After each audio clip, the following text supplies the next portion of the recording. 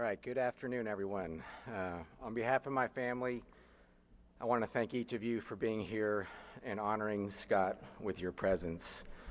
We are extremely grateful to those of you whose shoulders we have cried upon, who have taken care of our every need, who have consoled us, who have sent words of encouragement, and who have stood with us in spirit to help us through our loss.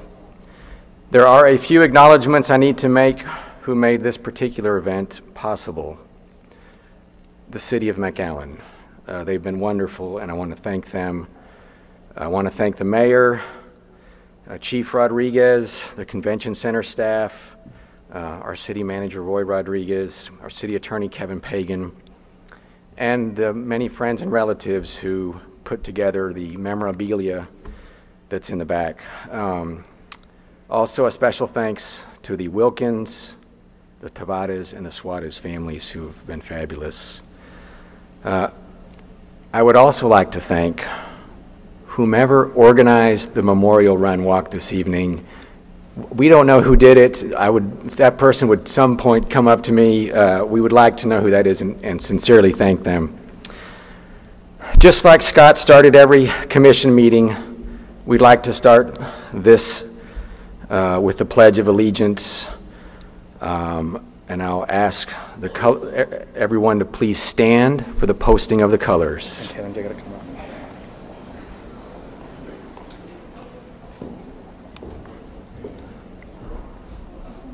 Yeah, I'll tell you when to say the pledge. We're going to kind of do some stuff first.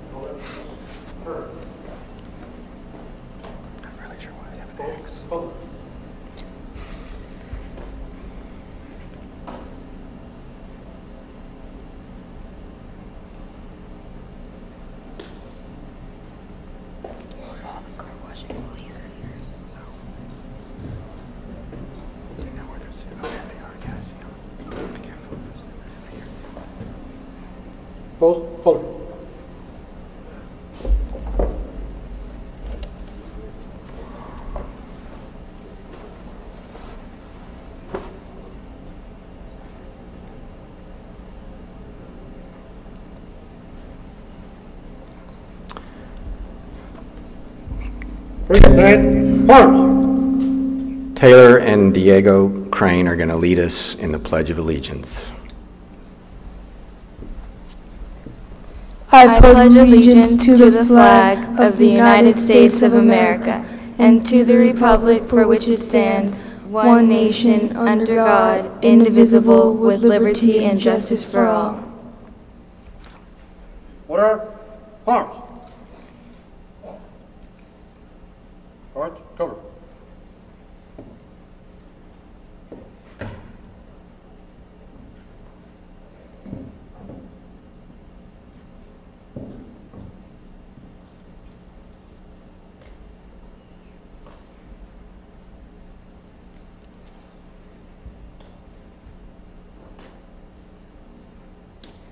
Ready? Right. Order. Arms.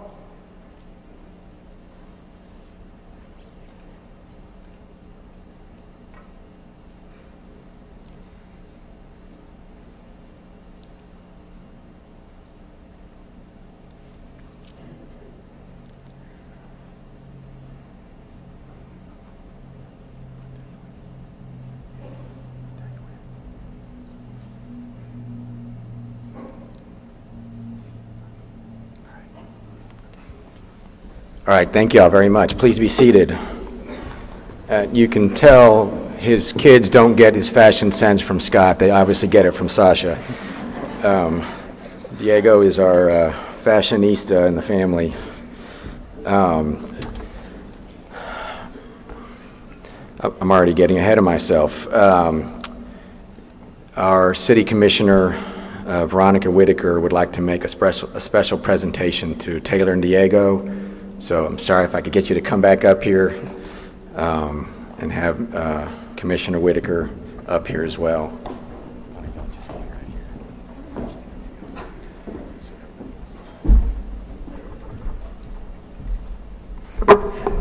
Diego and Taylor, on behalf of the City of McAllen and McAllen Marathons Committee, today I am proudly going to present you with the finishing medal from this past Sunday's McAllen Marathon. Your daddy loved to run, and he had a passion, and it was infectious. And so it's proud that I stand up here today, and I'm allowed to give you each a finishing medal, because in our eyes, your daddy finished Sunday, and he finished strong. I'm sure by now he's already run this morning, run yesterday, and has everybody running in heaven. So please wear it with pride.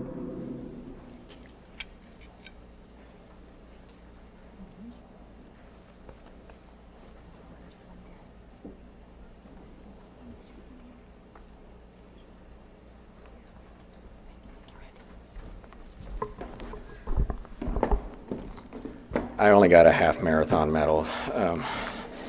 Next year, I promise. On this subject, our family's a private family. We haven't really talked a lot about Scott's passing, the medical reasons, but I have to say something about the marathon. Scott was a huge supporter of the McAllen Marathon, probably 2 years before it came to fruition. Scott would call me. We would talk all the time about how do we bring this great thing, a marathon, to McAllen. Scott had already been running marathons for years and wanted to bring one to our hometown. It's a fabulous event. It gets the city out running, training, getting healthy. Anyway, he loved it. This particular marathon was better than the first year. Scott and I did not run together this time. Usually sometimes we run, sometimes we don't together. I looked at the pictures that have been posted, and every one of them, he's got this huge smile on his face, happy as could be running this marathon. His favorite sister-in-law, my wife, Michelle, ran with him from about mile 17 or so to mile 20. She and I had run the half, and I'd taken her over to Scott. Scott loves, he's excited about running, and Michelle, I want you to run with me. So I took her over there, and she ran with Scott until about mile 20. And then, like anybody who runs marathons has experienced, he hit a wall. We've all done that. I was going to call it the proverbial wall, but it doesn't feel like a proverbial wall. It feels like a wall that you hit. At that point, there was just 6 miles. Walking in was going to take too long. So they hitched a ride back to the start area, and we decided, it was time to go home. So Scott and I got in his truck, and we drove home. And he said, Randy, here, let me give you my watch. Like every runner, he runs with a Garmin, and he handed it to me, and he said, I want to know my splits. How did I do? What was my pace? So I put on my glasses, and I was scrolling through. I was reading him off. Scott, you were 8:10, 8:10, 8:11, 8:12, and he's like, "Oh my God, I was, great pace, great pace, great pace." Scott was planning to run Austin as kind of his goal marathon in February, and so was very excited about how he had done. I mean, some of y'all may go, "But he didn't finish." They're all a learning experience. So he was pretty excited. I always find it amusing how neurotic runners are about having to know their splits. So we went home, and he was happy with his splits. We changed and put on the TV. And anyway, some events happened, and unrelated. Anyway, we lost Scott. But next year, the marathon is going to be bigger than this past year, and I'm going to make my wife run with me to finish it this time. I've only run it the half both times, so I felt like I needed to say that there is no dark cloud over, there's a rainbow over this marathon. This afternoon is intended to be a celebration of life. I hope there are no tears. I hope this is a celebration of joy and laughter. It's an afternoon or evening of anecdotes and remembrances from some of the people that knew Scott best. Laughter is an antidote to sadness, and Scott would want to see his friends here this evening enjoying the reminiscence of his rich life from a few of his many, many friends and laughing at some of them. I will try to fill in some of the gaps along the way, Cameron here is on standby, and if I do get emotional, he's going to jump in for me if I need him.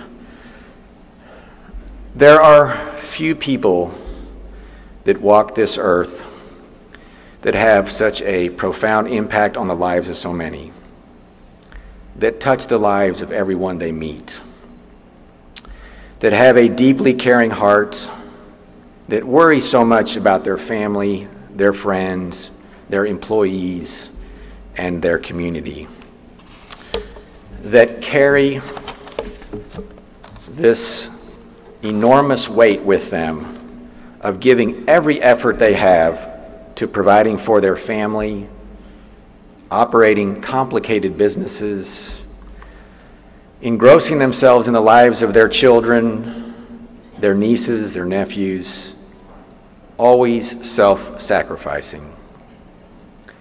Someone who was so humble that he made everyone whom he met feel his friend, no matter his station in life.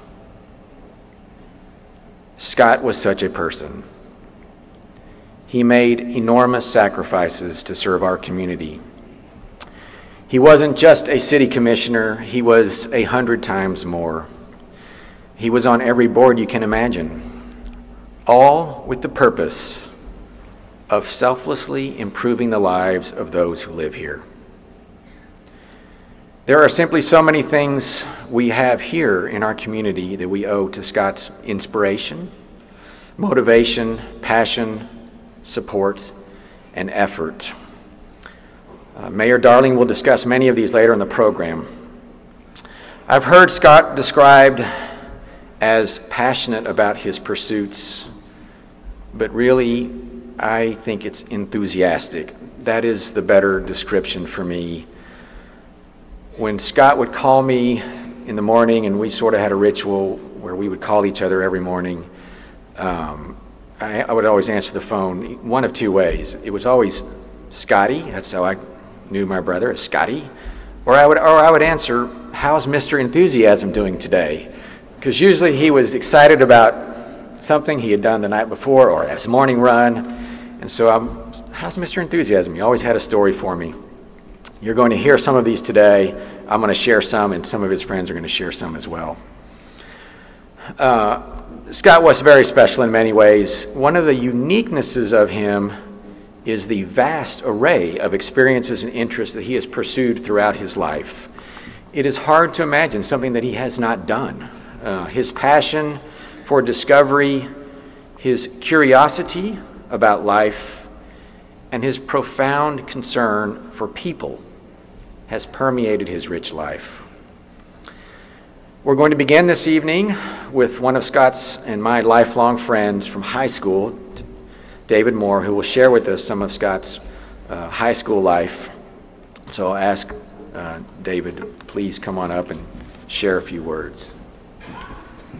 Thank you for being here, David. Much appreciated.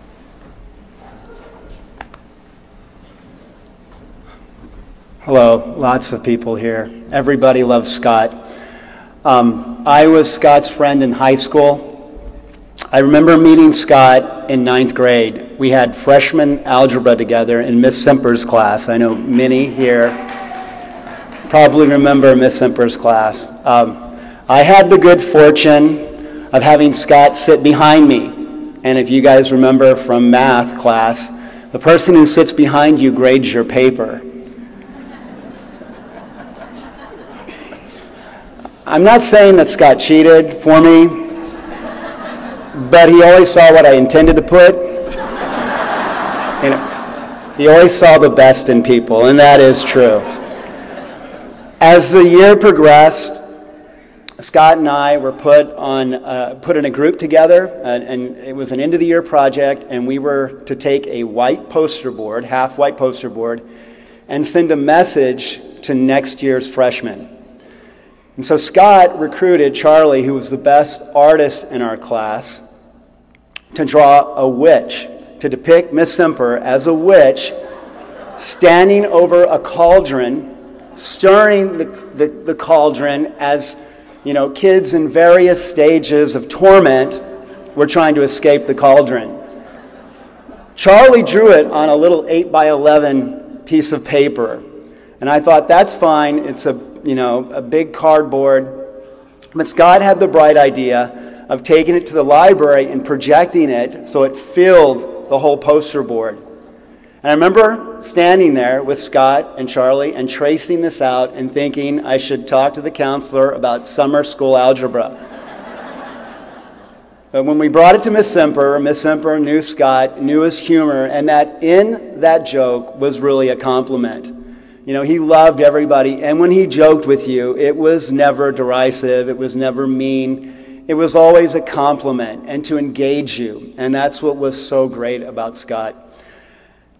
As we matured through high school, we spent a lot of time at Marcus's house, Marcus Forthuber, and there's a lot of friends here today that we're very grateful that you shared your place with us, Marcus.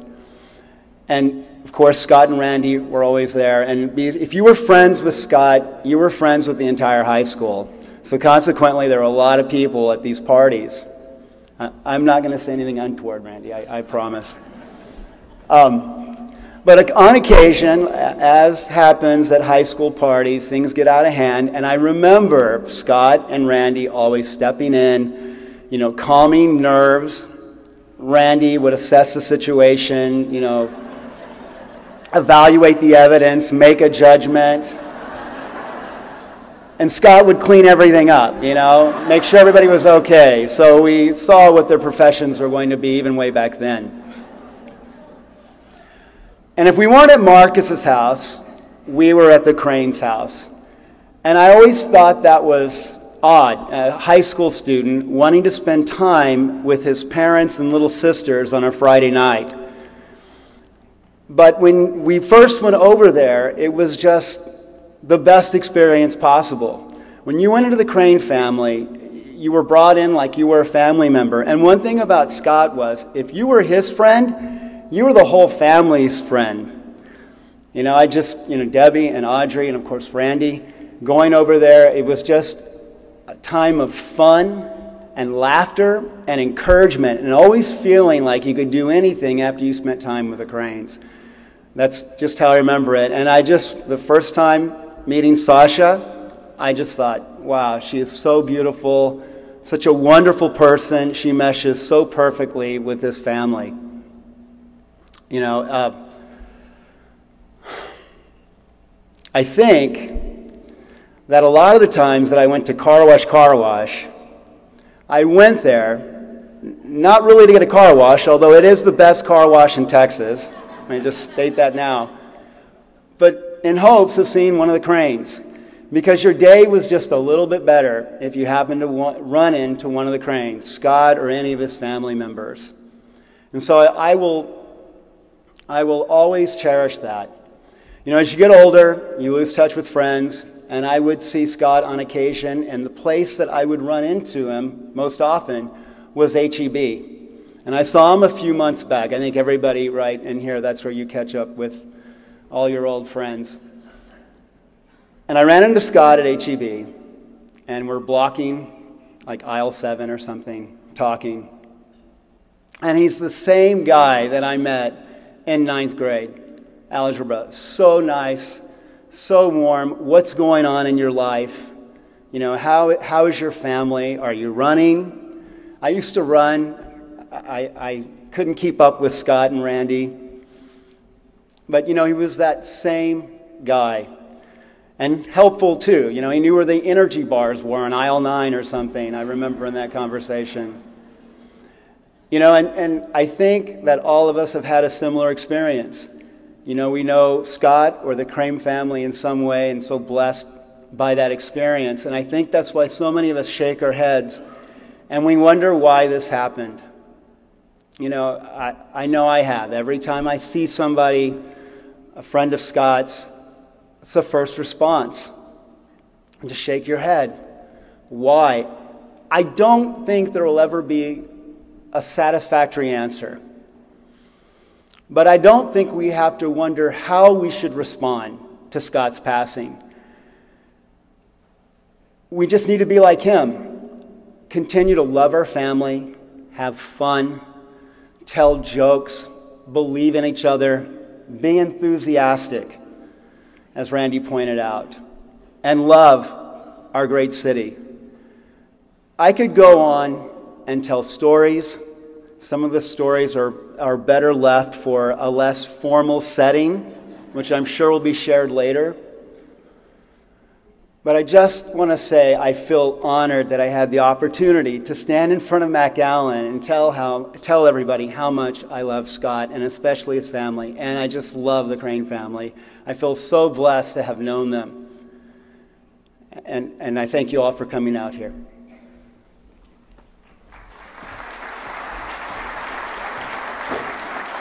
All right. Thank you very much, David. I can tell you our family holds you in the absolute highest regard. Thank you for those kind words and for keeping those secrets secret. All right. I mean, there's so many things about high school. Scott and I graduated together, and we were best friends in high school, and there were just some crazy experiences. One of our speakers here in a moment has a few to share. I always remember the story of the pig.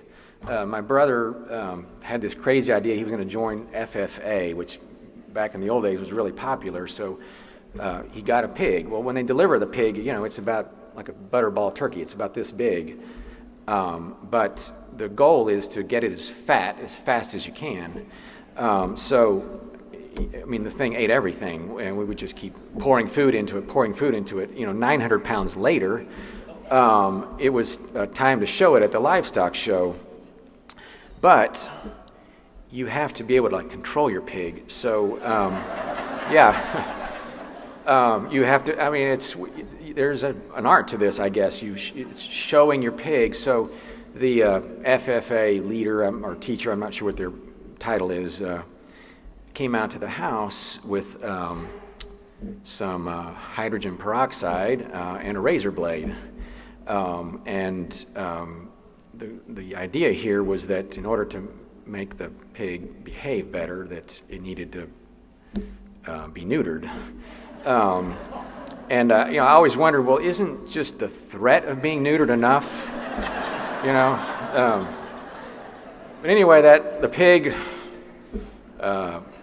is bacon on someone's table now.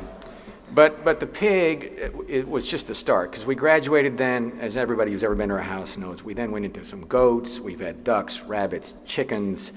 We had a pet turkey that would follow you around everywhere. Full size, that acted like it was your, part of the home. And of course now we have more pigs. It's a miniature livestock show out there. All right. Well, I would like to invite my sister up here, Audrey Crane, to share a few words about some memories during this time of Scott's life. My awesome sister, Audrey. Let's do some water. Thanks, Randy. Hello. We can get through this, right? So, we were on a bus coming over here a little while ago, and my sister-in-law, Michelle, says to me, I went into the bathroom this morning and I said, babe, do you even recognize me? I have not worn makeup in days, and look at me now with my makeup on. Do you even recognize the same person?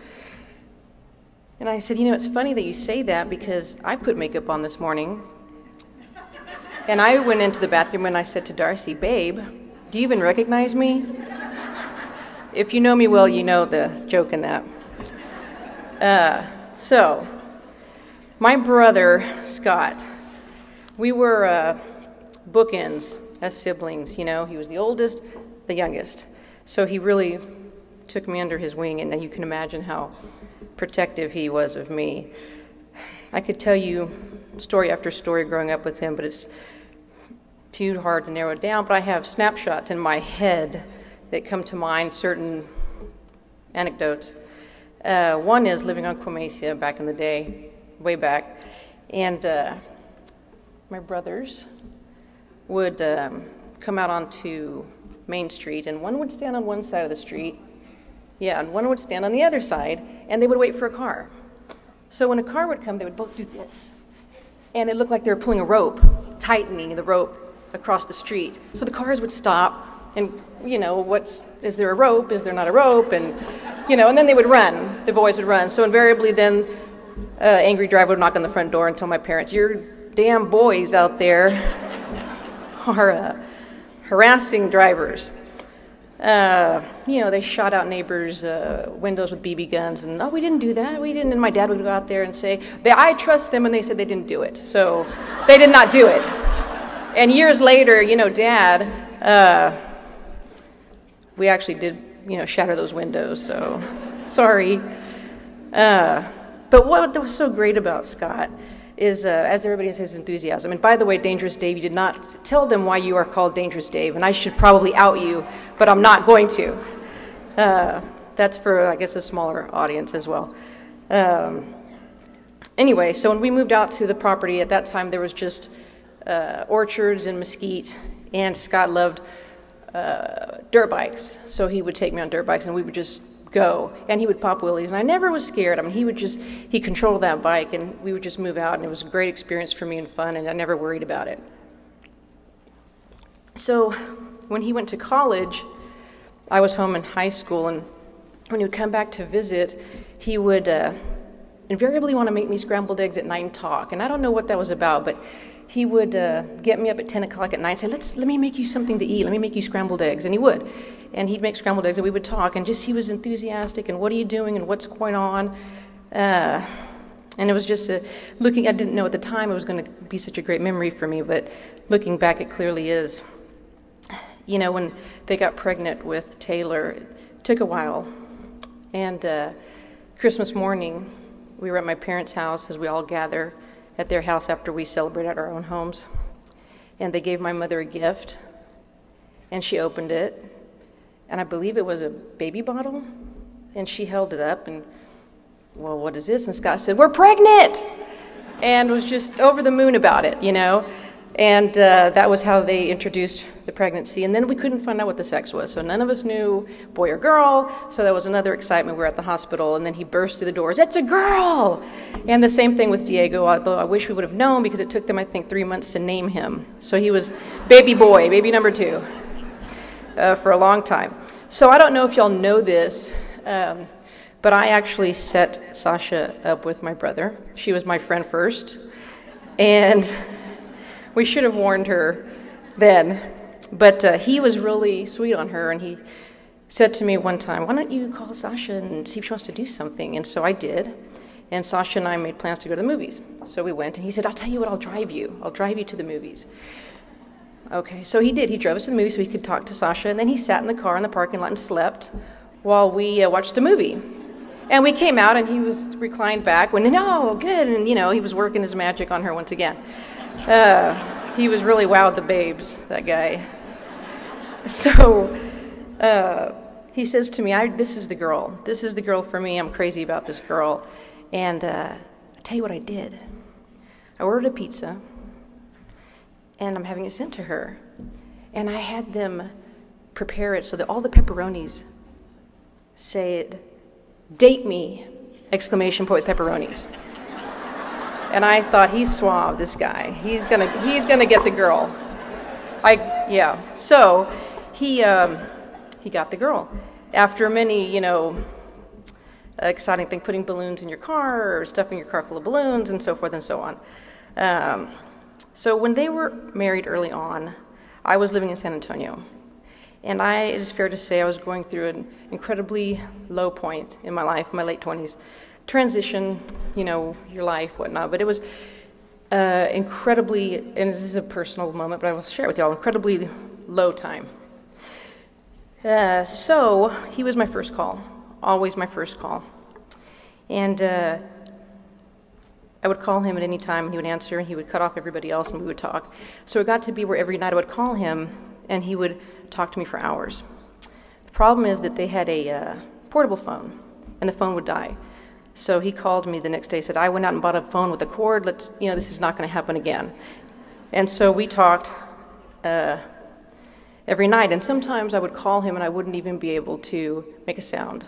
I literally would not be able to, when he would answer, make a sound. So he'd said, Audrey, that's okay, you don't have to say a word, I'll just talk. And he would.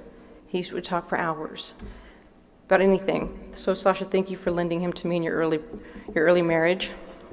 They were just building the car wash up on North 10th, and he would say to me, call me, I have my cell phone. Well, in the day, the cell phone was the size of a brick, and so it wasn't convenient, but he would have this brick of a cell phone with him, and I would call him, and I would hear, they're laying the pit, and they're, getting things organized in the car wash. He said, no, I'm fine, I'm available to you. And so we were talking. He ended up bringing me back down from San Antonio and going up there and breaking my lease and paying the money to break it and bringing me down and said, that's it, you belong here. And he would give me a job at the car wash. So I loaded cars for a couple of years. It was very glamorous.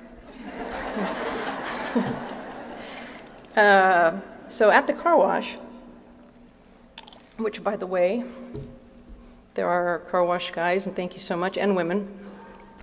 Let me put it to you this way. Scott got a call one day from a counselor from a high school, and she said, I have a student, and his name is Ricky Jimenez, and I'm going to lose this kid. I'm going to lose him to gangs, I'm going to lose him to drugs, I'm going to lose him, and I don't want to lose this kid. Can you help me? Absolutely, I can help you. Bring him to me, and I will hire him. So he hired Ricky Jimenez, and Ricky Jimenez worked at the car wash for years. Great kid, turned into a great man, got married, had children. He eventually drowned, and Scott would not see that he supported that family long after Ricky died, and he wouldn't see it any other way. He was incredibly passionate and committed to his employees. I could tell you more stories about that, that he would just keep supporting families if something tragic happened in that family. Incredibly giving. And it's not that he had, we were a small family business. It's not just checks to be written.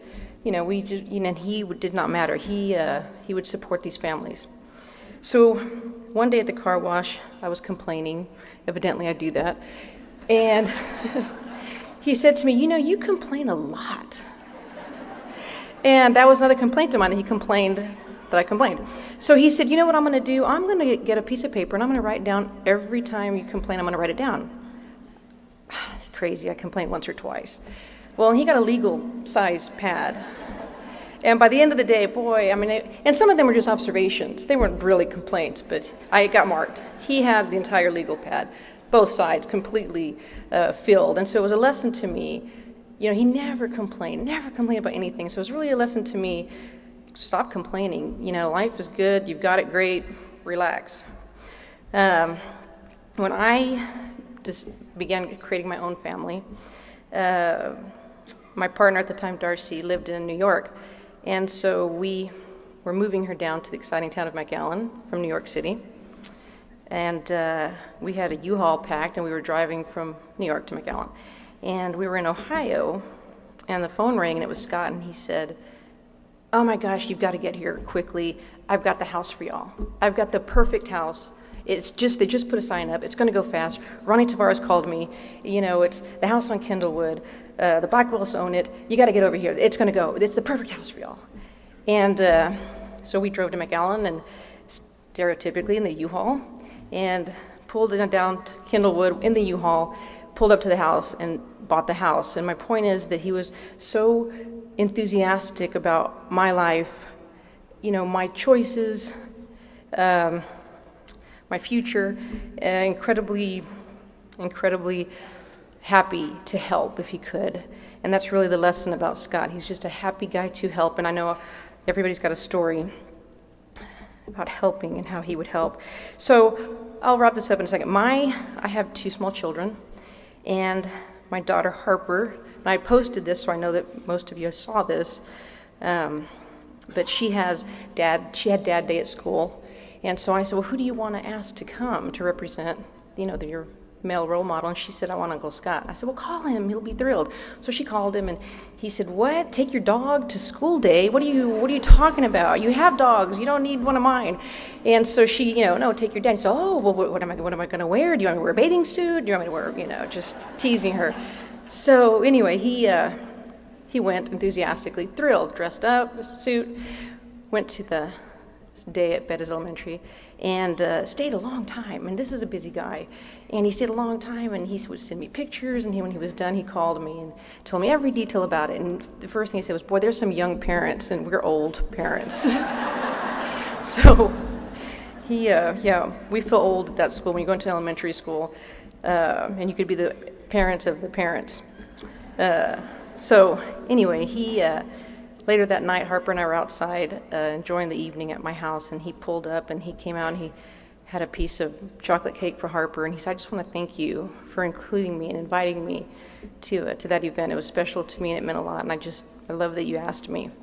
And to take time out to just bring a 7-year-old kid a piece of chocolate cake to thank her is just how selfless he is, and accommodating and just a good guy. So I have 2 more things to tell you. Allie, my niece, wanted to tell a story.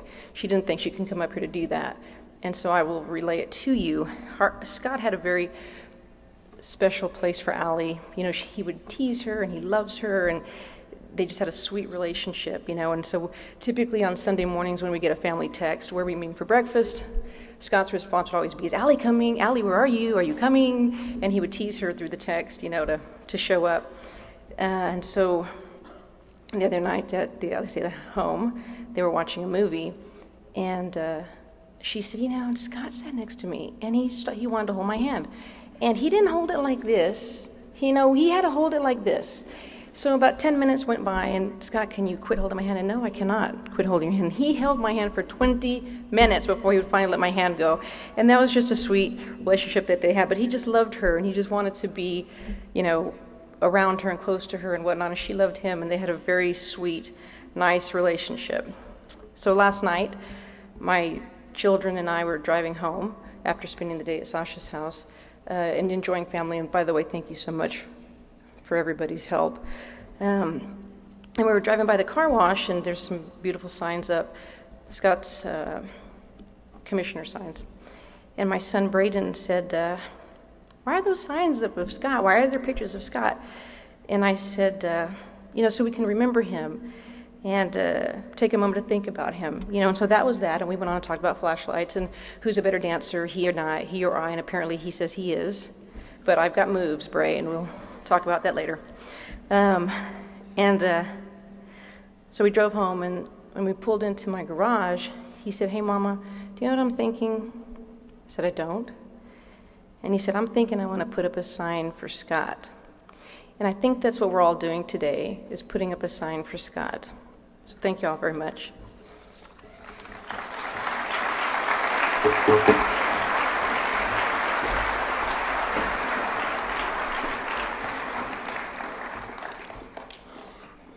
I'm going to try and pull this back a little bit chronologically. After high school, Scott left McAllen, and we both went up to college. He landed eventually at TCU in Fort Worth. He joined the same fraternity that I had joined at the University of Texas, which was the Sigma Chi fraternity, and this is where he's made some lifelong friends. A dozen of those friends are here today from all over the country to honor him, and I thank them for making that trip.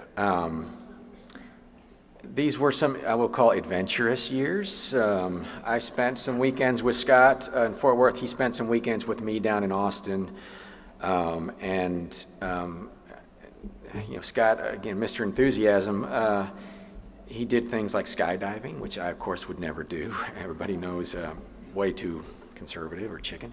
But he also did things that were just wonderful that I still wouldn't do because they're also crazy. He spent a summer sleeping in a tent on a beach in an island in the Caribbean, helping release leatherback turtles. And I remember him asking, well, how do you bathe? I'm the kind where I'd like a nice shower with some hot water.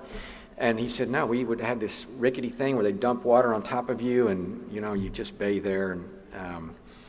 And I was like, well, okay, we're definitely we're different in many ways. He then, upon graduation, he loaded up a backpack and headed to Europe to see the world. And he stayed in hostels, learning cultures, learning religions, meeting all kinds of people. And he just had a Eurail pass and just went place to place to place, just experiencing life. I think his enthusiasm and zeal for adventure is the foundation of his entrepreneurial spirits. Scott returned to McAllen after college, and that's where, as you heard, he opened his first car wash, which sits next to the El Pato on 10th Street. With his very hard work and his infectious personality, as Mr. Moore indicated, with those, he grew this business. It flourished. He opened several other car washes throughout the valley, lube centers. We opened a party store. He did lots of entrepreneurial things. And it was during this time when he met our beloved Sasha. I've asked Ronnie Tavares to speak a little bit about this time of his life, some of the lighter moments, please. So if I could get Ronnie to come up here, our good friend. Thank you for being here. Thank you so much. Thank you, Randy. David, you're right. There are a lot of people here. Wow. I'm sure if Scott were here to look around the room today, he would be humbled by this outpouring of support. Scott and I go back a long way. We go back to our early days at Milam Elementary when we were in Cub Scouts together, and his mother, Bibi, was our den mother. So we have lots of stories, and I will try to keep them appropriate. But many have known Scott over the past few years as a city commissioner, the businessman, and the public servant. And in those roles, he was very reserved and measured. But as you've heard today, he had another side to him, the playful side, the kid at heart, and the adventuresome side. And we didn't choreograph this too well, but some of my material was stolen just a few minutes ago. But I think it was best, you could best see these traits in his courtship of Sasha. You heard about the pizza. You heard about the red flowers and the balloons in the car. Chief Victor, I'm not sure how he got in that car without a key, but he did. But he had a plan, and he was willing to do just about anything or go anywhere to catch this beauty queen's heart. While still early in their courtship, Sasha had gone to Hawaii to visit family. And Scott, being the persistent one, somehow figured out where she was staying. And as a surprise, a few days later, he showed up at her door.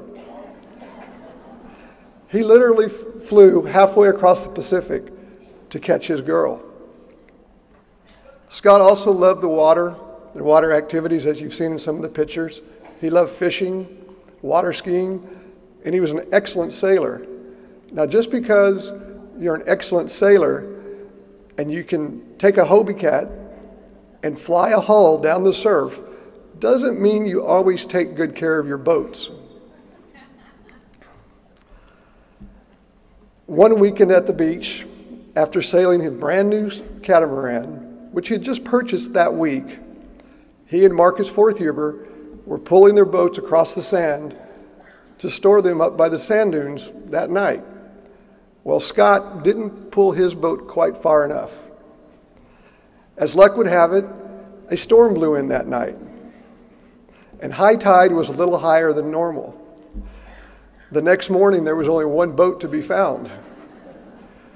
And as they were searching the beach for the lost boat, they encountered someone who recalled seeing a boat cartwheeling down the beach towards the jetties. His new boat was never to be seen again. The past few summers, our two families have enjoyed going to Lake Travis together. We would water ski and swim and basically be in bathing suits all day long, relaxing and having fun. Now the kids would enjoy inner tubing the most. And granted, being pulled behind a boat at 20 miles an hour on an inner tube is definitely for the young at heart. But Scott would anxiously await and look forward to taking his turn on the inner tube with Taylor and Diego. The more times they fell off, the bigger the splash, the better the ride. That was Scott. Part of these trips included fierce ping pong competitions. You would have thought that the world championship was at stake. After we finished our matches, Scott and I would be sweating profusely, which admittedly is hard to do playing ping pong. And the competition wasn't limited just to the adults. Our kids were part of some epic games. In fact, just this past week, or a couple of weeks ago, my son Vince was commenting, or shall I say bragging, about a victory in a game against Scott. Of course, I relayed this to Scott, and his reply was that he was being generous to the younger generation. Finally, there are fond memories that we spent with Scott and Sasha and the kids in the backyard having barbecues and swimming parties. Of course, we always had the kids around and any number of Taylor and Diego's friends. And it was about being together in a casual, relaxed setting. It was just being there for fun, food, and laughter. And as you've heard today, family and friends were constant tenants in Scott's life. So I will remember Scott first and foremost as a true friend, and also for his example of how to balance the greater community, but balance serving the greater community while staying close to friends, regardless of their job, their influence, or station in life. Sasha, Mr. and Mrs. Crane, Randy, Audrey, and Debbie, thank you for letting me share a few memories of Scott.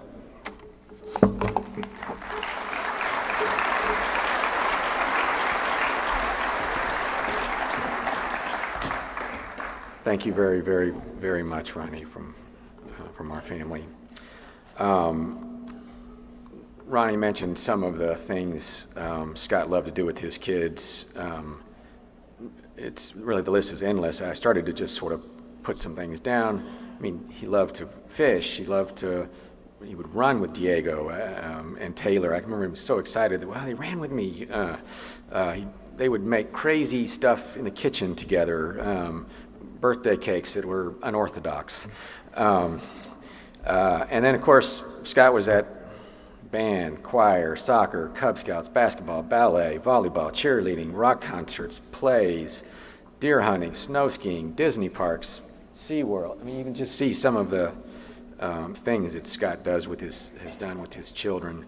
But we're a big family, and Scott does this with all his kids, his nieces and nephews who are all part of his kids. He attends games, concerts, every graduation, and considers himself a father to the kids, and to Cameron and my two kids especially. But, you know, Scott's, like I said, he has this kind of a little bit crazy streak. He had the idea that we need to teach our kids business skills. They need to learn how to run a business even though they're in elementary school. So I've asked Cameron to come talk a little bit about his experience during this time with Scott, just to share a few light stories about that. As my dad said, he and Scott had this brilliant idea that the kids could learn about business and inspire us to be entrepreneurs. So Scott and my dad ordered a trailer load full of Christmas trees, rented a tent, and expected me and my cousins to work there. Every day after school, I would get dropped off at the tree lot, where I would water the trees, show the customers around, and run the cash register. The cash register that we used was a gift of mine from Santa Claus. I realize now that my family's a little bit different. Santa doesn't usually bring fourth graders the commercial cash register for Christmas. In high school, I became interested in making it easier for people to come to our town by flying. Scott always told me that for many, their first impression of our community is our airport.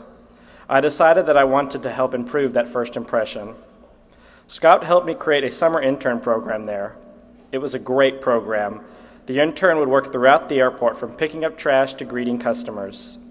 I was that intern, and this grew from a couple of hours on a weekend to working there full-time in summers, during winter breaks, and on weekends.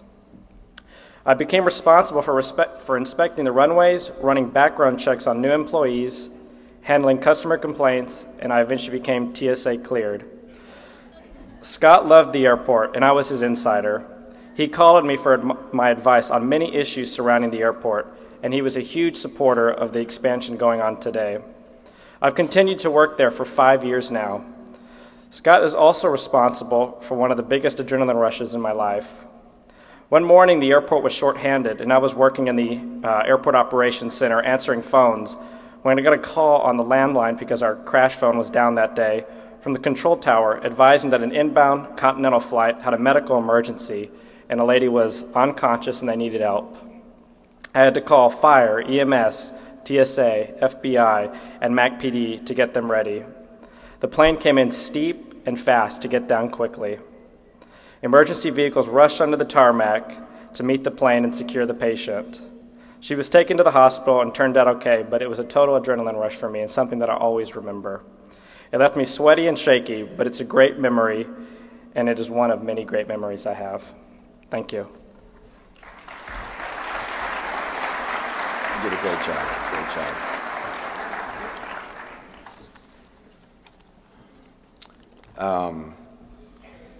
Scott loved Cameron, without a doubt. He loved all his nieces and nephews. But I think he used Cameron in a sense because he always wanted to go watch UT football games.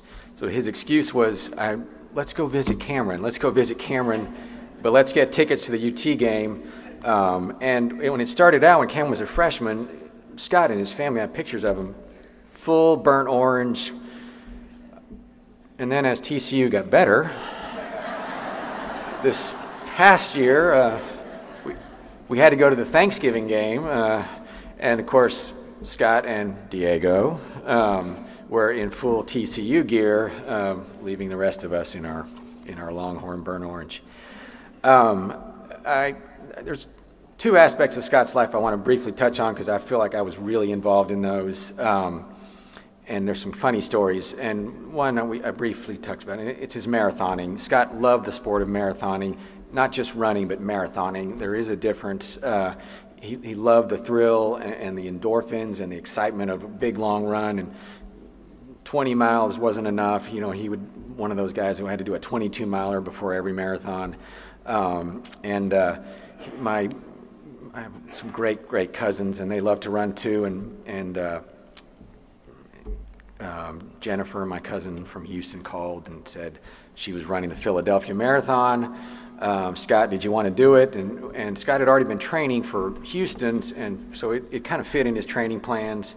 So he began getting ready for the Philadelphia Marathon, and it's over the Thanksgiving. It's the weekend before Thanksgiving, and the kids don't have school, so it was a big family trip. Let's go see the Liberty Bell and where Ben Franklin had the kite with the key on it.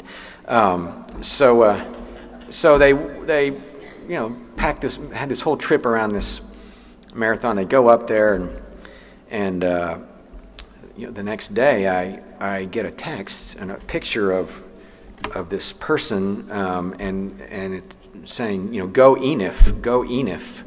And I asked Michelle, who is this Enif person that they're, cheer for Enif.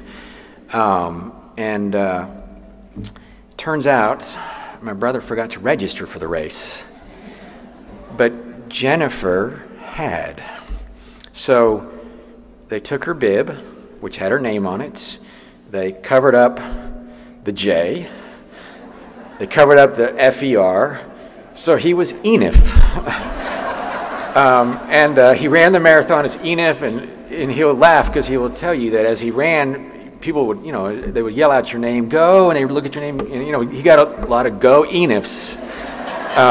So we still laugh, hey, how's Enif doing? How's Enif doing? Anyway, that's just, Scott's kind of a crazy guy, and sometimes he gets ahead of himself with all his enthusiasm, and that's, to me, just kind of a funny example.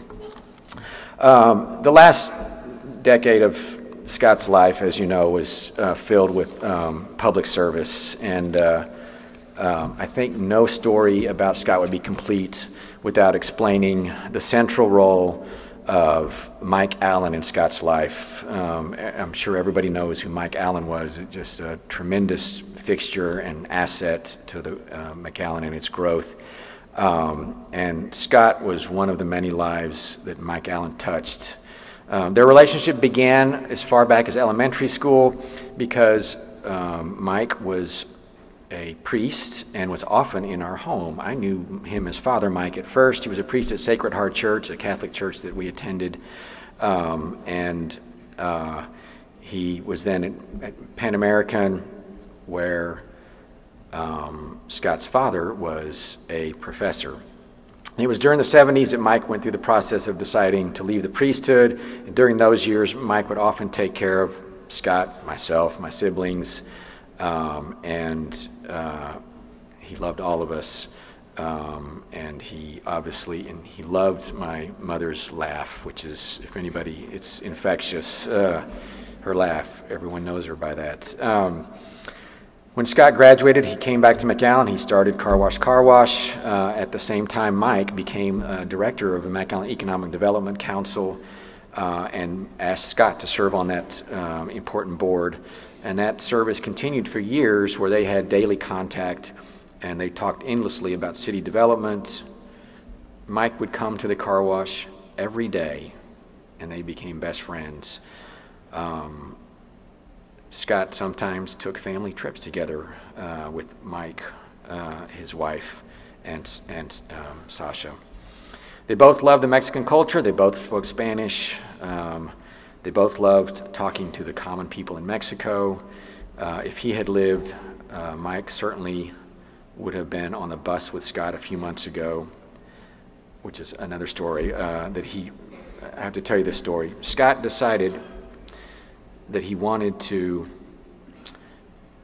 he called me, he said, Randy, all these Central Americans that are coming to this country, what are you seeing in your court? What's happening? Why are they coming? And I gave him some of my reasons why.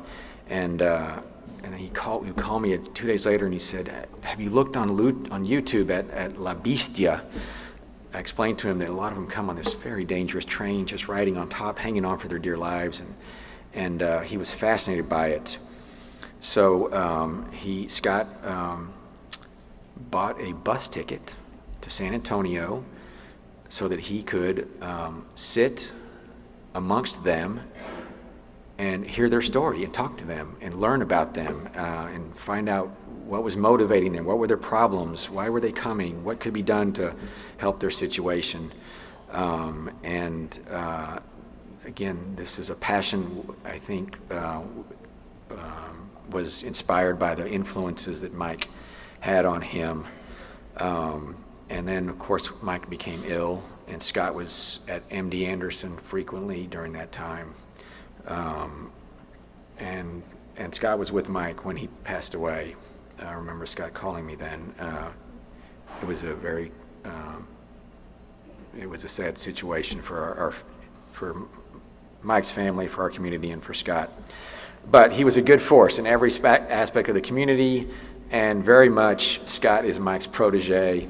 Mike saw in Scott what we all knew about him: Scott's absolute integrity, his love of the Mexican culture, how he loved to be with humble people, how he was repelled by self-importance.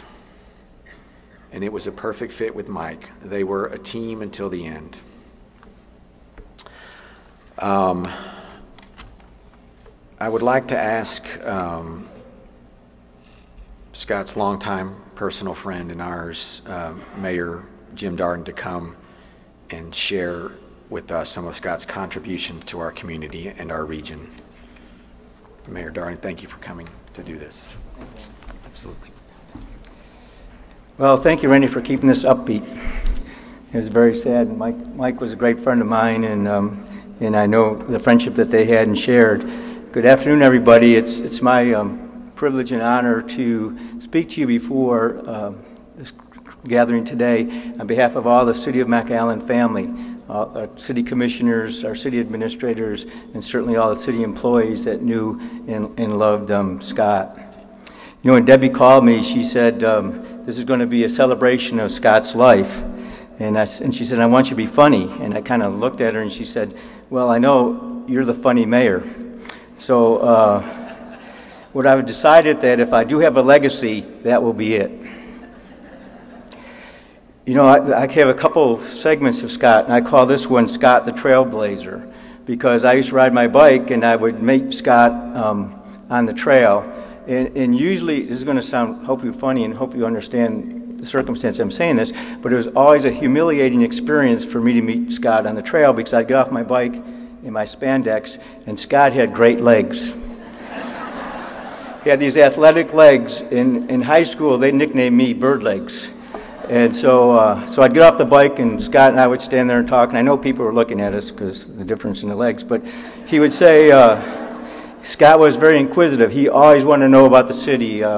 We would talk about the utility board. He loved the utility board. We'd talk water, believe it, water or sewer on the trail for 15 or 20 minutes. And then one day he said, how about the marathon? And he said, what do you think about it? And I said, I think it's about 25 miles too long. And he said, well, you know, if you ran the marathon, it'd build up your legs. And I said, really? And he said, no, I don't think so. But he wanted this marathon, and he did it. And what Scott wanted, he did. He was infectious. I know during city commission meetings, he was so passionate about what he did. A lot of times he changed my vote. I just voted because Scott was for it. And I think some of the commissioners did too. He was a little, he said, you know, you're okay public speaker, so he's a little nervous about public speaking. And he said, could you give me some tips about public speaking? And I said, well, there's a lot of techniques. The techniques I use is I pretend nobody's listening to me, like what's happening right now. And Scott says, well, you know, I heard another one. He said, I heard if you pretend everybody's naked, it's easier. And I said, well, not everybody. But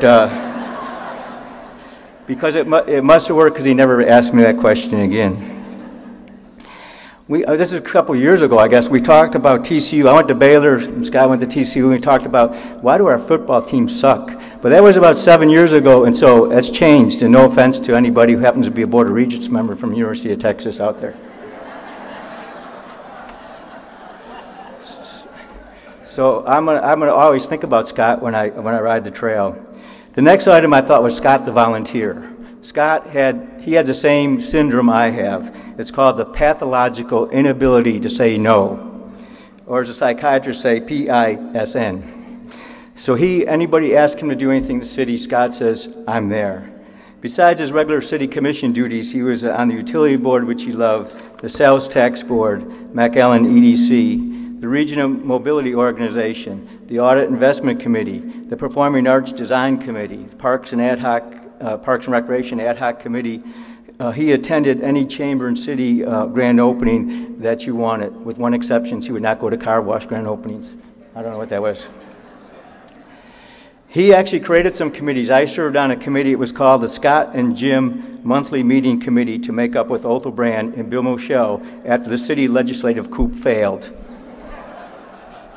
But he did. He actually called me and he said, you know, we got to extend the olive branch out there and set up the first meeting. And we went out there and Othel said, I'm glad to meet with Scott, but what did you bring him for? But we did make inroads to that. Scott even volunteered to go with Mayor Beto Salinas to talk about a railroad bridge project, and he went up to Omaha, Nebraska with Beto for a couple days. And you can see from the last two, Scott wasn't afraid of tough assignments. Another example of Scott, I think, is if you asked him to do anything. We talked about sometimes they'd ask City Commission to do some weird things, and I just made this one up, but I'm going to talk about it. You know, they said, well, if we got a sanitation truck out here and we want somebody to crawl in the back and make sure that the compaction thing works in case somebody sends something that's overloaded. So we need to have a City Commissioner to volunteer for that. And you could already see the staff looking at everybody, and Scott would say, you know, I think we can do that. So he would raise his hand and do that. The next thing I want to talk about Scott is the ethical and businessman Scott. You know, we've always had good business persons on the City Commission and a few too many lawyers at times. But Scott was a great example of how important that was to have good business people on the City Commission. Although he was a great supporter of Parks and Recreation, he always had a knack for saying, what's the return on investment for that? How can we make it so the taxpayers don't have the whole burden of that? And he brought that to every project that we endeavored with when in the city. So he always championed city business from a growth standpoint, but the one thing he championed probably more than anything was ethics. After his election, he had a car wash contract with the city of McAllen to wash cars, and he canceled that contract. Nobody asked him to do that. He did that right away. He led the conflict of interest policy writing and urged the City Commission to pass a progressive conflict of interest policy. But of course, you know, with Scott, sometimes he could overdo things. When he first got elected at, I think, one of the first or second meetings, they had an item come up, and one of his political campaign contributors, it was his item. And I think Mr. Crane said that he actually gave the money back before that. And so Scott still said, I'm not going to vote on that item, even though that wasn't a violation or anything. And so I was city attorney. By the way, I served with Scott as city attorney, city commissioner, and mayor, and it was a privilege in all his capacities to work with him. But I was city attorney, and I said, I want to talk to you, Commissioner, about conflict of interest, because you know it's really not against the law for a campaign contributor to have you decide his case. And in some cases, it may work against them. In this case, they lost their quorum because Scott had abstained. And I said, so if you think about it, if you're worried, he said, well, I'm really worried about if somebody supported me and they think I did my vote for that, I'm really worried about it. And I said, well, let's talk about this. If you're going to do that, then you probably need to find out who your opponent's campaign contributors were and abstain from those too, because you don't want to have that conflict. And he thought about it and he said, well, that kind of makes sense. And I said, and if you really think about it, you're probably going to have abstain from everybody that voted for you, and they're all going to say they did. And so he thought about that, and I said, well, the conclusion is you'd have a lot of free time at city commission meetings if you took it to that degree. The next one is Scott, the zoning mediator. Probably the hardest thing Scott did was zoning cases, because he really thought from a business standpoint that people should be able to develop the property according to what they need. But then he also struggled with what you do with adjoining property owners, and nothing that somebody does should disturb the other property owners. So he really wrestled that, and you could see him struggle with balancing those two things at the city commission level. Sometimes he'd give hints to all of us. He'd say, you know, I think I'm going to vote no, but I may vote yes on this, and it could be a maybe. So if somebody wanted to table something, they could ask for a tabling. And so that was really a struggle for him, and that's where most citizens got to talk to the city commission. They came up on zoning items. Otherwise, we didn't really see much city commission matters there. And so one time, and Scott also, spoke Spanish. I understand his aunts taught him how to speak Spanish mostly. But if you're learning Spanish from your aunts, unfortunately, they don't tell you a lot of planning and zoning terms. And so, actually, the last city commission meeting, there was a zoning came up, and Scott was really struggling about what to do, what's the right thing to do for this lady, and she didn't speak English, so Scott was going to ask her some questions, which he typically does. but as I said, we don't know a lot of planning and zoning terms, and so Scott said, may I ask a few questions? He's always very polite, and so he did, and he said, buenas tardes, lady. Usted quiere una conditional use permit, pero necesita una variance for the life of the use, which requires a supermajority of the junta. Comprende? And that poor lady looked at her husband and said, no say, no say. So Scott did what most of us do at city commission meetings. We turned the commissioner out and said, could you finish the interpretation for us? And she did. You all heard about what a great guy Scott was, and I won't echo all that. He was a tremendous guy. He had a boyish charm, is the best way I could describe it. He could charm you to do anything you want, including change your vote on the city commission, including getting a beautiful wife to marry him. So Scott, commissioner that I remember, was a diplomat. He was a volunteer. He was a learner. He was an advocate. He was an innovator. He was a damn good public speaker. And best of all, he was our friend. Thank you.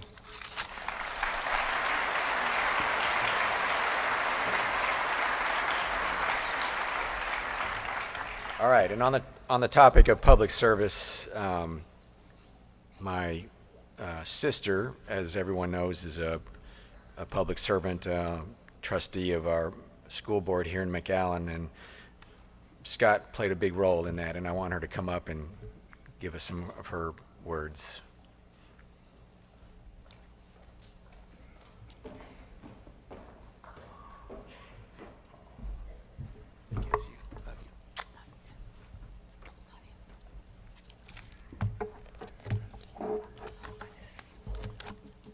Hello, everybody.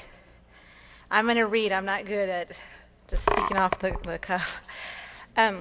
While Scott and I differed in many ways, we were very similar in many others. You see, my family brought my siblings and I all back home to McAllen. We all wanted to be home. We all wanted to be with my parents. We all wanted to be in McAllen.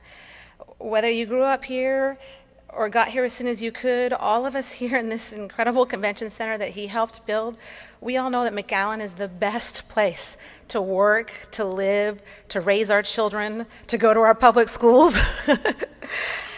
Public service and making McAllen a better place for everyone was something instilled in us by my mom and dad.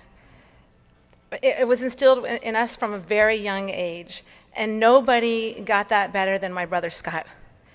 Scott was not only my older brother and my friend, but also a role model and a mentor to me.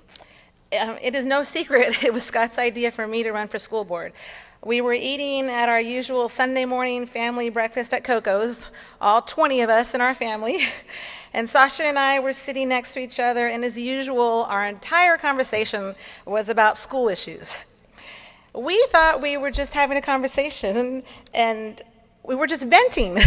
But Scott, as you know, did not like negativity, did not like gossip, would not stand for it. So he finally turned around, he was so irritated, and he was like, Debbie, stop complaining, belly up to the bar, and run for the school board.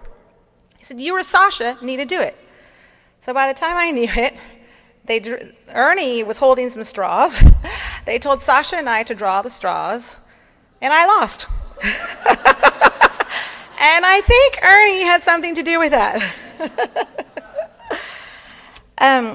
But later, after my migas a la mexicana plate was all finished, and my family had decided that Sasha was going to be my campaign manager. They were going to call Eva Tavares, and she was going to be my treasurer. And you can see now our Sunday family breakfasts, they last a very long time. A few days later, though, it dawned on me, and I finally put it all together, because I had been played. I had, sometimes, because it came out that Randy, before that breakfast, Randy had figured out that there was going to be an open seat in the school board election. Mark Kent was not going to run anymore. And Randy had already gone and figured out the filing deadline, and it was soon. And he had already planted the seed in Scott, and they had already planted it in Ernie, and everybody knew but me that I was going to be running for school board. But, I mean, they knew it was a great fit for me, because they know my heart is filled with passion for not just my children, but for all the children in McAllen, just like my whole family. We are service-minded. During my campaign, between Scott, Ernie, my dad, Randy, and even sometimes poor Cameron, they would write all my speeches for me before I'd go to the debates. They'd give it to my mom to correct it for grammatical errors because she was an English teacher. And then they would tell me what I was going to say. So all I had to do to show up at debates was remember to say, my name is Debbie Crane Aliceta, and this is what I believe in. And they would make sure that I knew what I believe in. Oh, my dad, Scott, Randy, and Ernie, they have definitely set a very high moral compass for me. They were insistent from the very beginning that I not take one dime from any law firm or business that the school district did business with, because they felt I needed to maintain my integrity. And integrity to them meant to do things not only legally correct, but they were also morally correct. In other words, they told me I should keep my standards above what is just legal. To this day, I agree, and I abide to those high standards that my family set for me. Scott always told me not to cast, well, he told me to cast my vote loud and proud, be proud. And he told me that if we were doing a secret ballot, to write my name, sign my name on the secret ballot, because anybody could do an open records request, and I should be proud that they should look at how I voted, and to always be proud of that. And I learned that from him. He also told me that I needed to read every page of my sometimes 700-page packet for my Monday meetings, but he told me that on Sunday, before I go to my meetings, I needed to go golf cart over to my dad's house, and Scott and my dad would look at the packet. They would tell me what I needed to say. Then I would golf cart home. While I was golf carting home, they would call Ernie to remind Ernie to tell me, this is what she thinks. So between the three of them, I have made some great decisions on the school board. It's funny, though, because when I got home off that golf cart ride and Ernie would tell me stuff, I was like, wait a minute, Ernie, you're the one that went to A&M. I went to UT. I know the right thing. But between Scott being on the city commission and me being on the McAllen School Board, we had huge dreams for this city of McAllen. We were going to make sure the city and the school began to better collaborate on joint projects and to always be improving the quality of life. That's Scott, the quality of life. We wanted to make McAllen the #1 place in the region, in the state, and in the nation, to raise our families, to shop, to live, to work, and most importantly for me, to attend our public schools. Scott was constantly on me, calling me all the time, and I would call poor Dr. Ponce. My brother doesn't like where schools look, the curb appeal. We have to get rid of the chain link fence. He wants brick pillars and wrought iron. He doesn't want chain link. He wants native zero-scaping, like the adeniums that he and my dad and my son Nico grow. He wanted curb appeal because he wanted, when people came to the city of McAllen, he wanted them to see our beautiful buildings. He and Ernie were so excited about UTRGV coming here. And between Ernie being on the UT system and Scott on the city and me in the school, we were going to do it. We were going to do the best we could, everything we could, to make sure that higher education opportunities increased for all our children in McAllen. Scott had grand ideas. He always had grand ideas. One of them was creating a new sort of, like a New York City Central Park at Mac High, in between, the stadium, all the way past the municipal pool to the police station, all the way back to 23rd Street. He wanted to enclose it. He wanted to have like hike and bike trails in there, softball fields, tennis courts, fix a swimming complex. He wanted it to be the center of McAllen, to revitalize the center of McAllen. And he wanted to fix that stadium up because he was like, man, Debbie, you guys only use it during football season. You only use it like 10 weeks a year. The rest of the time, rent it to the city. The city, we can have movies in the park. We can have concerts. We can have soccer games. We can do all sorts of stuff. But it was always to generate revenue, and it was always so that people would come for tournaments, and they would stay at our hotels and eat at our restaurants and enjoy our beautiful city. And he wanted to have all the families out on the weekends to do all sorts. Instead of just Friday Night Lights, he wanted the city out all the time in the center of McAllen. And that was one of the things that he and I were going to do. he even furthered that on later. He called me like a week later about this great, Mackay Stadium complex thing, and he was like, I have another idea. This is what we're going to do. You know those food trucks that they have in Austin, those big gourmet food trucks? He says, this is what we're going to do. We're going to put them right in front of the entrance to the stadium, in between the parking lot. We're going to set all these food trucks there. He says, I've already called the city, the permit department. There are 7 trucks with permits. I just drove by Krispy Kreme. I saw there. It's a fully wrapped truck. It's going to look really, really good. I'm going to call Albert Swadis at Coco's. I'm going to get him to get a food truck, and we're going to have all these food trucks there. Then, it was just a what if conversation. But then Scott started taking baking classes at STC, and one of the students in the class mentioned to him that she wanted to be a chef on a truck, like the movie Chef. And so he mentioned it to my dad, Scott, because Scott ran everything through my dad. My dad happened to have a client who manufactured food trucks in Reynosa. So lo and behold, Scott was going to open another business. He was going to be a food truck owner and hire this girl as a chef. Scott's ideas, they were constant. His mind never quieted. Scott was always thinking about McAllen because he wanted everyone in McAllen to have everything that other cities have and more. Fine arts, parks, libraries, shops, and he even wanted a motocross track. Some of you might know that. Scott loved motorcycles and motocross. I still have a burning remember when I tried to think I was Evel Knievel with Scott. I always wanted to follow in Scott's footsteps. He's my big brother. He's my mentor.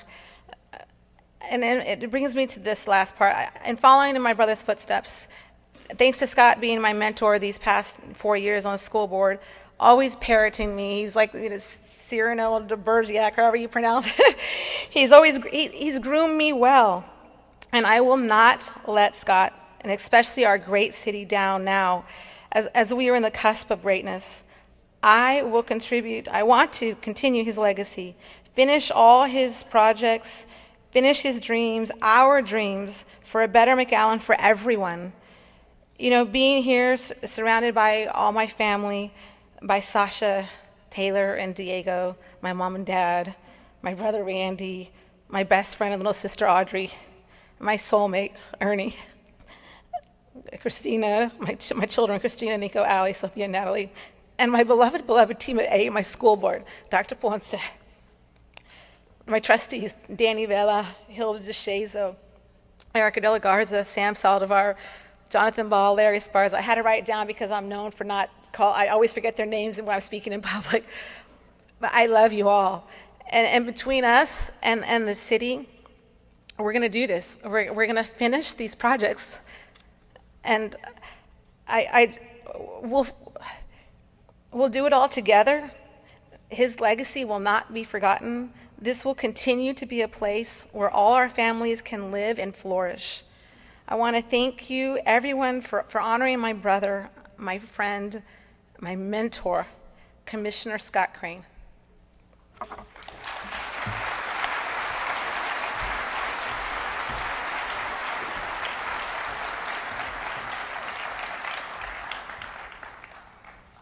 As was obvious and apparent, my sister Debbie is very humble. She's a brilliant person and independent-minded, and we give her our best advice, and she does what she thinks is best for the school district and the community. Thank you for giving credit, but you're a wonderful, wonderful leader. I was going to tell a baking story class story about Scott. We're running a little long,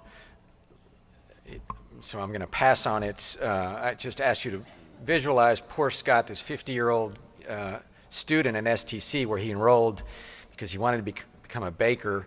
And he realized after he enrolled that you're required to wear this big floppy hat, this blue white striped shirt, these funny pants and shoes to class every day, and you got to park across campus and walk through campus looking, in his eye, ridiculous, and every student there looking at him like you look ridiculous. Anyway, crazy things Scott does. Many of the things that my family would like to say are, for obvious reasons, very emotional for us right now. And so I've asked one of Scott's and my dearest friends to share some of those thoughts through his experiences with Scott and our family. And so I'll please ask our Chief United States District Judge, Ricardo Hinojosa, to please come say a few words.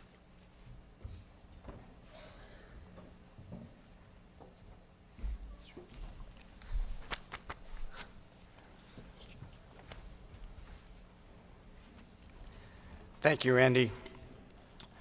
I want to thank the Crane family for asking me to say a few words about Scott.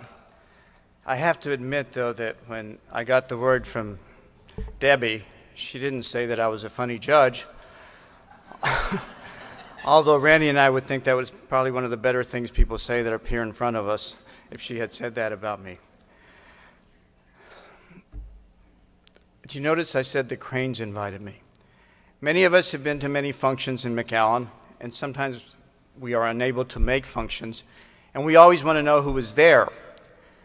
And I usually ask that question. They'll say the Cranes were there. I say, which ones? They said, all of them. You know how they travel together. And so that's how we all know them, the Cranes. I've been fortunate to have known the Cranes for more than 35 years.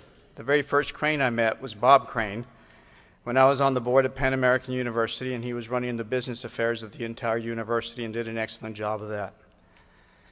Of course, I already knew BB because everybody knew BB and had known about her and knew everything that she was involved in. I didn't reacquaint myself with the Cranes until about more or less 15 years ago, when I was running 5Ks and 10Ks and started going to the same races that Randy was going to. Randy and I became very close friends, and in the process, I became very close friends of the entire family. I will say, Randy, you were much more respectful before you became a judge. You always let me finish a few seconds faster than you did. Once you became a judge, that was no longer the rule on your part. However, Scott was always respectful. Always let me finish first. I guess that was not only deference to the youthful generation, but to the older generation also, Ronnie. How do I describe Scott? Basically the same way everybody here would describe Scott. He was family, friends, and community. Scott and I visited with each other. We were strange runners. We talked while we ran. We also enjoyed walking after we finished running. And it was through that we became good friends and knew our thoughts about a lot of things. I knew a lot about what he thought about each member of his family. And I'm going to be nice and say the nice things about each one of you that he said. Randy, you were his best friend. There was no doubt about that. He could not have been prouder than when you were sworn in as a federal district judge. And by your job, you have honored him because you have done a great job and have become a great colleague, and I very much enjoy our friendship and our work together. Debbie, he was so proud of you, following in his footsteps to become a public servant. And I think you make those decisions on your own. Who are we kidding? He was so proud of your service on the school board, your services the year that you were the president, and your continued service. He very much admired, and here I'm going to paraphrase him a little bit, your subtle, low-keyed personality, which I think you got from your mother. Audrey, he was so proud that you all worked together. It was clear to me that he very much enjoyed his relationship with you as a business partner. He knew you provided something that every member of every family should provide, love and support. The kind of support that none of us can exist without some member of the family always being there for us, as you were for him. He was so proud, as you have already heard, of all his nephews and nieces. One of the last runs I had with Scott was by happenstance.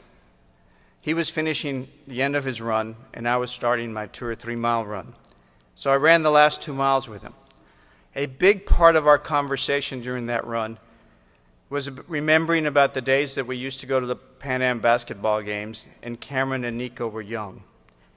And we then started talking about the fact that here were these two young men, and at that point they were children, Nico and Cameron, who had grown up to be the two wonderful young men that they are today. And he was so proud of that, and a symbol of how he felt about every single one of his nephews and nieces.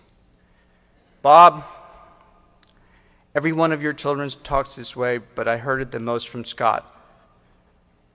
Whenever they talk about you, and whenever he would talk about you, it was clear that you were a dear friend to him.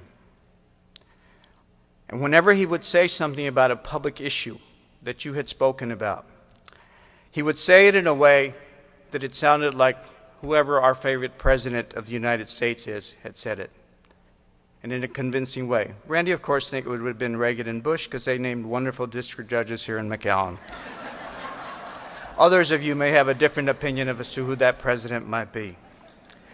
But I think it's quite an honor to have someone to be your son to describe whatever you say without authority. If it was an issue on what was right or wrong or family issues, he always quoted you as if you had the infallibility of the Pope. Bibi, he so much admired your civic involvement. I don't think you have any idea how much he did. He so often talked about you belonging to some organization or going to some faraway place to bring the goodwill of our area and our country to those places. It's been said, Debbie has mentioned this, and I congratulate both of you. You leave a lot with regards to the amount of work that you have put into this community and the goodness that you have brought to it. But there is no bigger legacy that you will leave than the fact that every one of your children has decided to come back to South Texas and be a contributor. We so often lament the fact that we lose some of our young children, but you have not. You have made sure by your example that their desire is to come back here and make it even a better place. Sasha, I met you at the same time that I met Scott. It's always been Scott and Sasha to me. It was clear in my conversations and my observations of him, of his deep love for you, his admiration for you, and the fact that you were a team. Of all the times that I've had dinner with you or gone to lunch with you or had breakfast with you, I never felt uncomfortable with regards to your relationship and how you all felt about each other. It was always good, it was always loving, and I think that's a wonderful example for any couple. Taylor and Diego, I have to admit, I remember the day that you were born, having gone to the hospital. There could not have been a man more proud and happier as he was when each one of you was born. I have to say that pride and love continued every single day. It wasn't that long ago that Veronica Whitaker and her husband were having a party at their home, her husband Michael. And Scott and I sat there, and he brought me up to date about everything that you all were doing. What you were up to in school, what you were up to in your outside activities. And he had the same pride and the same gleam in his eyes that he did the day that you were born. You will always have the love and pride that your father had for you, and you continue and will always have the love and pride that your mother has for you. The other thought, besides family, that comes every time I think of Scott is friends. Every single one of us in this room was a friend of Scott. From personal experience, I could see that Scott saw in each one of the qualities we all want from a good friend. My very favorite thing about Scott, in addition to all the things I am about to say, is he always called me Ricardo. And that, I think, is great. It made me feel comfortable. It made me feel like he was really my friend. And he always did something else for me. He always managed to chuckle. It was a laugh, but Scott's laugh was really a chuckle. Every time I said something somewhat humorous, no matter how it lacked humor, he always humored me by making me think that it was really funny. He did something for every single one of us here. And it didn't matter what our titles were. It didn't matter what we did for a living. It didn't matter where we came from or how much money or how little money we had. He did this for every single one of us. When something happened to us that was good, He was the first to congratulate us, and when something happened to us that was happy, he was the first to share his happiness with us. When something happened to each one of us that concerned us, Scott was concerned for us and with us. When something happened that we needed help, Scott was helpful, and he was always there to be the first one to help. Whenever we needed something, Scott was the first one to show up whenever we needed something. I will say that he did that for me, and he did that for every single person here. We've also heard about Scott with regards to his community involvement. What is important to realize is for us to realize is what has already been said. Scott spent a lot of time with his family, spent a lot of time with his business, and was totally devoted to both of those, and rightfully so. But at the same time, he felt there was a need for service to the community to make it better for all of us. He made the decision to run for the city council, and I have to say, once he made that decision, he went full throttle with regards to his service to this community. And when I say this community, Scott wasn't only devoted to McAllen, he was devoted to all of South Texas, because he was one of those who believed that even though when we're out of the valley, we always refer to ourselves as being from the valley, but when we're here, we always divide ourselves based on what part of the valley. He was a firm believer that we were one big community and we needed to work together. Oprah Winfrey, and I can hear his chuckle. How could you talk about Reagan, Bush, and Oprah Winfrey at the same time? The reason I bring her up is because she has finished a marathon herself. She said, "Running is the greatest metaphor for life, because you get out of it what you put into it." I have to say, some of us are runners, some of us are not. But in this room, we are all marathoners. And why do I say that? Because let's face it, life is a marathon. Scott's marathon of life ended much faster and at a much faster pace than we would have liked. But he has made that finish line.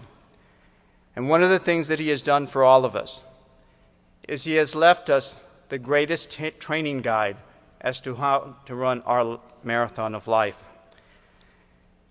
And that guide, when we finish and cross that finish line ourselves, if we follow that guide and halfway follow it as much as Scott did, if we continue to realize that we should always be good to our family, just as he was, that if we should always be good friends to our friends, just as he was, and that we should always be good to our community and make it better, just as he did.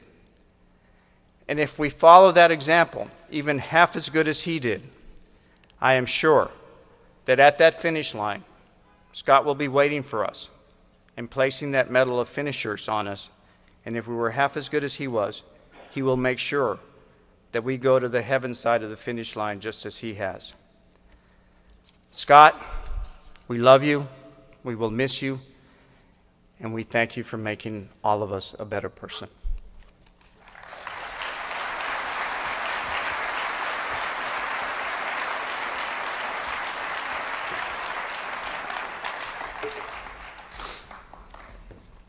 Thank you very, very much for those kind words.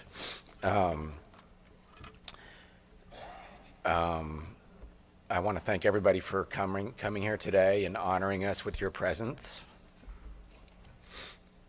I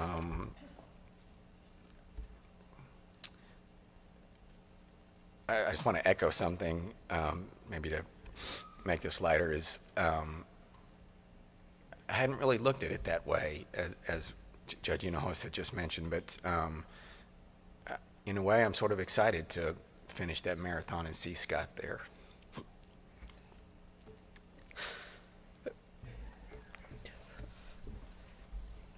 We want to thank everyone for being here, of course, and we hope to see everyone at the Memorial Walk at Fireman's Park at 6:30 today. We think it's going to be a great event. We're going to be there in colorful shirts, colorful lights to walk around the park and see some of the great things that the city of McAllen does for its citizens and its community. Thank you. Thank you.